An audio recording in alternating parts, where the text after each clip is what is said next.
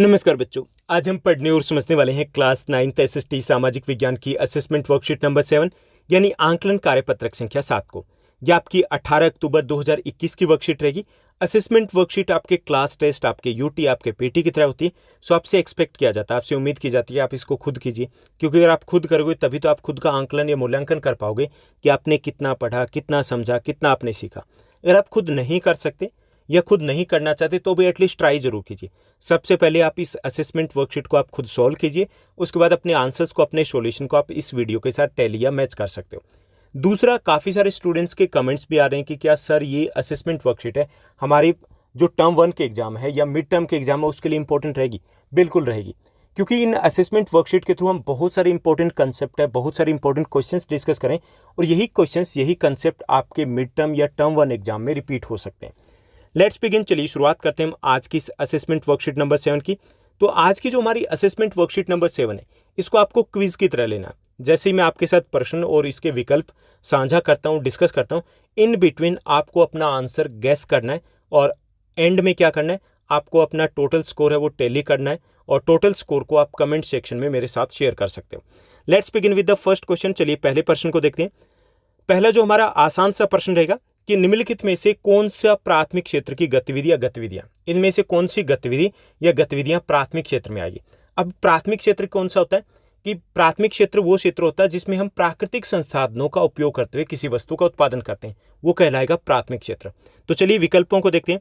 पहला जो हमारा विकल्प है वानिकी, यानी कि वनों से लकड़ी काटना, ठीक। दूसरा है मुर्गी पालन, तीसरा पशुपालन, चौथा विनिर्माण। तो इसमें आपका वानिकी है ये प्राथमिक क्षेत्र में आता है, मुर्गी पालन प्राथमिक क्षेत्र में आता है, पशुपालन ये भी प्राथमिक क्षेत्र में आता है, विनिर्माण ये द्वितीय क्षेत्र में आता है। तो इसमें आपका सही विकल्प ख हो जाएगा, पहला, दूसरा और तीसरा, ठीक। उसके बाद दूसरे प्रश्न को देखते हैं। सेकंड जो हमारा क्वेश्चन दिया गया, सेकंड क्वेश्चन है निम्नलिखित में से क्या द्वितीय क्षेत्र में शामिल है। अब ये द्वितीय क्रियाएं कौन सी होती है? द्वितीय क्रियाओं में जो होती है ये द्वितीय क्रियाएं, ये प्राथमिक क्षेत्र पर निर्भर करती है। यानी प्राथमिक क्षेत्र से ये कच्चा माल लेती है और वस्तुओं का विनिर्माण करती है। विनिर्माण मतलब वी का अर्थ होता है दोबारा और निर्माण का अर्थ होता है बनाना, ठीक। जैसे गन्ने से चीनी बनाना, जैसे कपास से कपड़ा बनाना, जूट से जैसे टाट, मैट, बोरी इत्यादि बनाना, ठीक, वो विनिर्माण कहलाता है। तो वो द्वितीय क्षेत्र में आता है, यानी जितने भी कारखाने हैं वो सारे के सारे विनिर्माण क्षेत्र में आएंगे। तो यहाँ पे हमें पहचानना है कि कौन सी एक्टिविटी है वो विनिर्माण में आती है। पहला स्वास्थ्य, ये हमारा तृतीय क्षेत्र में आता है। विपणन यानी कि व्यापार, ये भी तृतीय क्षेत्र में आता है। विनिर्माण ये आपका द्वितीय क्षेत्र में आता है, ठीक। शिक्षा ये आपके तृतीय क्षेत्र में आता है। तो इसमें एक सही जो आपका करेक्ट आंसर वो ग हो जाएगा, विनिर्माण है ये द्वितीय क्षेत्र की एक्टिविटी कहलाती है। उसके बाद तीसरा आपका प्रश्न है मानव पूंजी में निवेश किस माध्यम से किया जा सकता है। मानव पूंजी क्या है? हम सभी मानव है और हम सभी मानव पूंजी बन सकते हैं। कैसे बन सकते हैं? 3 चीजों के माध्यम से। कौन सी हमें पहचानना है? पहला दिया गया विकल्प शिक्षा, दूसरा प्रशिक्षण, तीसरा चिकित्सा देखभाल में यानी कि स्वास्थ्य सुविधाएं और चौथा उपरोक्त सभी। तो इसमें आपका करेक्ट आंसर जो रहेगा वो घ रहेगा, उपरोक्त सभी। यानी कि इन सभी से हम बेहतर पूंजी बन सकते हैं। जैसे अभी आप 9th क्लास में हो, जब आप फ्यूचर में आगे निकलोगे तो आप में से कुछ जो है हो सकता है पर मंथ के 1 महीने के 1 लाख रुपए कमाए, कुछ 5 लाख कमाए, कुछ 50,000 कमाए, कुछ हो सकता है 5,000 कमाए। ओके, ये आपकी सैलरी, आपकी इनकम हो सकती है। अब ये किसके ऊपर निर्भर करेगा? आपके इन्हीं 3 कारकों पर निर्भर करेगा, आपकी शिक्षा, आपके प्रशिक्षण, आपके हेल्थ, स्वास्थ्य के ऊपर। ओके, ये आपका तीसरा प्रश्न हुआ जिसका सही विकल्प आपका घ रहेगा। उसके बाद चौथा हमारा प्रश्न है, ये भी काफी आसान है। चौथे प्रश्न में पूछा गया कि सर्व शिक्षा अभियान का उद्देश्य किस आयु वर्ग के बच्चों को शिक्षा का बढ़ावा देना है। यानी सर्व शिक्षा अभियान है जिसके तहत फ्री शिक्षा दी जाती है सबको। तो कौन से आयु वर्ग के बच्चों को ये शिक्षा दी जाती है? पहला है 6 से 10 साल, दूसरा है 6 से 10 साल का मतलब हो गया यानी कि 1ली से 5वीं तक, दूसरा हो गया 5 से 3 साल, ये तो पीछे चले गए, तीसरा हो गया 6 से 14 साल यानी कि 1ली से लगभग 8वीं तक, और चौथा ऑप्शन है 7 से 12 साल यानी कि यहाँ पे हो गया कि छठी तक। कब से छठी तक? यानी आपका दूसरी से छठी तक हो गया। ओके, अब आपको पहचानना है कि सर्व शिक्षा अभियान के तहत किस आयु वर्ग के बच्चों की शिक्षा के ऊपर ध्यान दिया जाता है। तो इसमें सही विकल्प आपका ग रहेगा, 6 से 14 वर्ष यानी कि 1ली कक्षा से 8वीं कक्षा तक फ्री अनिवार्य शिक्षा दी जाती है सर्व शिक्षा अभियान के तहत। तो ग आपका सही विकल्प रहेगा। उसके बाद 5वां प्रश्न देखिए। 5वां प्रश्न है कि यदि किसी व्यक्ति को वर्ष के कुछ महीनों के दौरान रोजगार नहीं मिल पाता है तो उसे किस प्रकार की बेरोजगारी कहेंगे। मान लीजिए कि एक आदमी है वो काम कर रहा है, ठीक, मजदूर काम कर रहा है, उसको 3 या 4 महीने काम नहीं मिलता है, ठीक, हर वर्ष उसी महीनों में काम नहीं मिलता है, तो उसे किस प्रकार की बेरोजगारी कहेंगे? तो इसमें विकल्प दिए गए, पहला मौसमी बेरोजगारी, दूसरा प्रच्छन्न बेरोजगारी, तीसरा शिक्षित बेरोजगारी और चौथा उपरोक्त में से कोई नहीं। तो इसमें करेक्ट जो आपका आंसर रहेगा वो कह रहेगा मौसमी बेरोजगारी। ऐसा कृषि में ज़्यादा होता है। कृषि में जैसे जो कृषक मजदूर होते हैं तो वर्ष में 4 या 5 महीने उनको खाली बैठना होता है। जैसे रबी की फसल है, गेहूं की बुआई कर दी, उसके बाद कोई काम ही नहीं है। ओके, ऐसे ही शहरों में भी होता है, हालांकि वहाँ कम होता है। शहरों में जो निर्माण कार्य में लगे हुए मजदूर होते हैं, बारिश के दिनों में उनके पास काम नहीं होता, हर साल ऐसे ही होता है उनके साथ। तो इस प्रकार की जो बेरोजगारी होती है उसे बोलते हैं मौसमी बेरोजगारी। ठीक, तो इसमें क्या आपका सही विकल्प रहेगा? उसके बाद छठे प्रश्न को देखते हैं।